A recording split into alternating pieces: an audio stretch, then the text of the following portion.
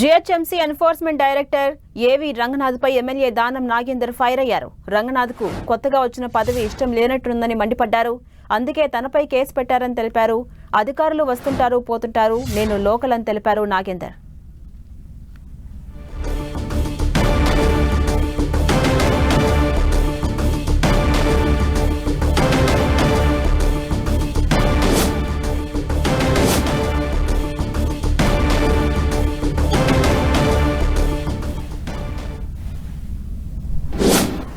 లేని వాడికి డబ్బులు ఇచ్చే కార్యక్రమం ప్రభుత్వమే చేస్తుంది కదా. అలా చేయకుండా వీళ్ళు చేసినటువంటి దీన్ని ప్రధానంగా ఇన్స్పెక్టర్ని అడిగేది ఉండే నా పాత్ర ఏముంది, నేనేం చెప్పాను. నేను వచ్చి ఆ లేఅవుట్ తీసి చూసి అక్కడ 2-3 పాత్రికేయులు ఉంటే వాళ్ళకి చూపించాను. మళ్ళీ ప్రెస్ కాన్ఫరెన్స్ పెట్టి చూపించాను. అదే కాపీని నేను రంగనాథ్ గారికి పంపించాను, వాట్సాప్లో పంపించాను. నేనేం చెప్పినా ప్రజల యొక్క వారికి రాకపోకలు ఇబ్బందులు అవుతున్నాయి, మనం అలా ట్రైబల్స్ని మనము అంటరాని వాడిగా చూడొద్దు అని చెప్పి నేను మెసేజ్ కూడా పంపించాను. దానికి నాకు రిప్లై రాలేదు. ఇలా కాదు ఇంకా 100 కేసులు పెట్టినా నేను పోతాను. వీళ్ళ మీద అధికారుల మీద నేను ప్రివిలేజ్ మోషన్ ఇస్తున్నా. ఎందుకంటే నా నియోజకవర్గానికి పోవద్దని చెప్పడానికి వాళ్ళెవరు, వాళ్ళకి ఏం అధికారం ఉంది? కాబట్టి నేను ప్రివిలేజ్ మోషన్ కూడా ఇవ్వబోతున్నా వాళ్ళ మీద.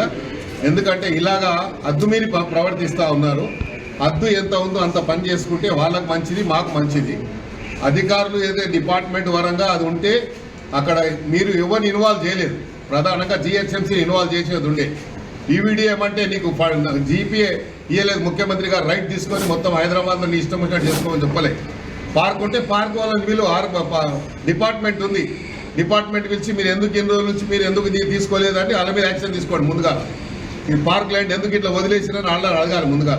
అవన్నీ ఏమి చేయలేదు. ఎవరో చెప్పిరంట, చెప్తే వాళ్ళు ఎవరు అని చెప్తే ఇక వాళ్ళ పేర్లు చెప్పాలంటే తర్వాత చెప్తా. ఎక్కడ చెప్పాలో నేను ప్రివిలేజ్ మోషన్ ఇస్తున్నాను, నోటీస్ ఇస్తున్నా. కాబట్టి ప్రివిలేజ్ మోషన్ ఇచ్చినప్పుడు ఏ డిపార్ట్మెంట్ వాళ్ళు సోమోటోగా కేసు పెట్టించారో దాని మీద నేను మాట్లాడతాను. నేను ఆల్రెడీ ముఖ్యమంత్రి గారి ఆఫీస్కి నేను జరిగిన సంఘటన అంతా పంపించాను. తప్పకుండా దీని మీద కాదు చెప్పినా నడవదు. రేపు కొన్ని బండ్లు సీజ్ చేసి కోర్టుకు పెట్టామనుకోండి, కోర్టుకు పెట్టి వందలాది బండ్లు రేపు అది కోర్టుకు డిపాజిట్ అయిపోయింది. అప్పుడు తెలిపి ఇదనమాట. ఇవి చెప్పడంతో ఎవరన్నా అవుతారా మన దగ్గర? అవ్వదు కదా. యాక్షన్ కనబడాలి, కనబడి అప్పుడు నిజంగా చట్టం అంటే భయం రావాలి. చట్టం అంటే భయం వస్తే ఒక లా అనేది ఒకటి ఉంది, ఈ విధంగా చేస్తే కనుక రేపు తప్పు అనేటటువంటిది వెళ్తేనే ఫర్దర్గా మనం. లేకపోతే ఈ స్కేల్ ఆఫ్ జరుగుతున్నటువంటి ఎంక్రోచ్మెంట్స్, ఈ స్కేల్ ఆఫ్ మ్యాగ్నిట్యూడ్ ఆఫ్ ఇదంతా కూడా చాలా చాలా ఫినామినల్, చాలా ఎక్కువ మోతాదులో జరుగుతుంది అన్నమాట. నేనే ఇదే అంశంపై మరింత సమాచారం మా ప్రతినిధి రాముడు అందిస్తారు. రాముడు. సంధ్య, ఇటు జిహెచ్ఎంసీ హైడ్రాకు సంబంధించినటువంటి అదేవిధంగా స్థానిక ఎమ్మెల్యే ఖైరతాబాద్ ఎమ్మెల్యే దానం నాగేంద్రకు సంబంధించినటువంటి మాటల యుద్ధం అయితే జరుగుతున్నటువంటి పరిస్థితి ఉంది. మొన్న గతంలో మాట్లాడినటువంటి మాటలకు నిన్న ఏవి రంగనాథ్ కౌంటర్ ఇవ్వడం జరిగింది. మేము కఠినమైనటువంటి చర్యలు తీసుకుంటాం, ప్రభుత్వం ఈ అంశంలో సీరియస్గా ఉంది.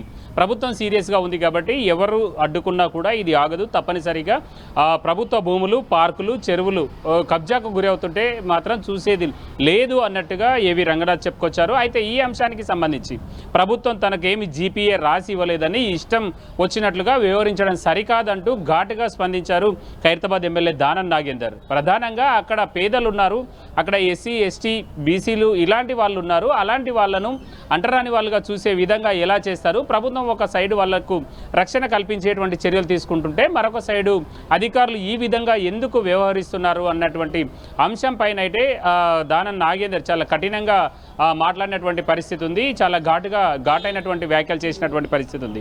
ప్రధానంగా ఇక్కడ ఉండేటువంటి పార్క్ స్థలంలో చాలా ఏళ్ళుగా 17 కుటుంబాలకు సంబంధించినటువంటి వాళ్ళు అక్కడ ఉండేటువంటి వాళ్ళందరూ కూడా వాళ్ళు గుడిసెలు వేసుకొని నివసిస్తున్నారు. వాటన్నింటినీ కూడా మొన్న తొలగించేసి గత వారం తొలగించి దాన్ని అన్నింటినీ కూడా ఫెన్సింగ్ చేస్తున్నారు. అయితే ఈ ఫెన్సింగ్ విషయాన్ని కూడా ఎమ్మెల్యే దానం నాగేందర్ ఆ అంశాన్ని మాట్లాడడం జరిగింది. ఆ అంశానికి సంబంధించి ప్రధానంగా అక్కడ ఫెన్సింగ్ వేస్తే ప్రభుత్వం వేయాలి లేదా జిహెచ్ఎంసీ వేయాలి, కానీ ప్రైవేటు వ్యక్తులతో ఎందుకు వేయిస్తున్నారు అనేది ప్రధానంగా ఆయన పాయింట్అవుట్ చేస్తున్నటువంటి అంశం.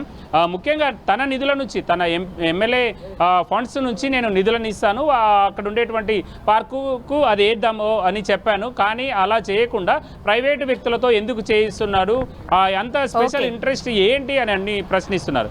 పక్కనే ప్రభుత్వ స్థలం ఉంది, ఆ ప్రభుత్వ స్థలాన్ని ఇంకొక ప్రైవేటు వ్యక్తి 400-500 గజాల స్థలాన్ని కబ్జా చేశారు. ఆ విషయం గురించి చెప్తే దాని గురించి తర్వాత మాట్లాడతాను అని అంటున్నారు. ఈ అంశాలకు అంటే ఏవి రంగనాథ్ స్పందించడం పైన, అదేవిధంగా ఈ భూములకు సంబంధించినటువంటి అది ఖరీదైనటువంటి భూములు కావడం, మరొక వైపు ఆ పేదలకు సంబంధించినటువంటి అంశం కావడంతో ఇటు అధికారుల సైడ్ నుంచి అటు ప్రజాప్రతినిధుల సైడ్ నుంచి అయితే మాత్రం మాటల యుద్ధం సాగుతుంది.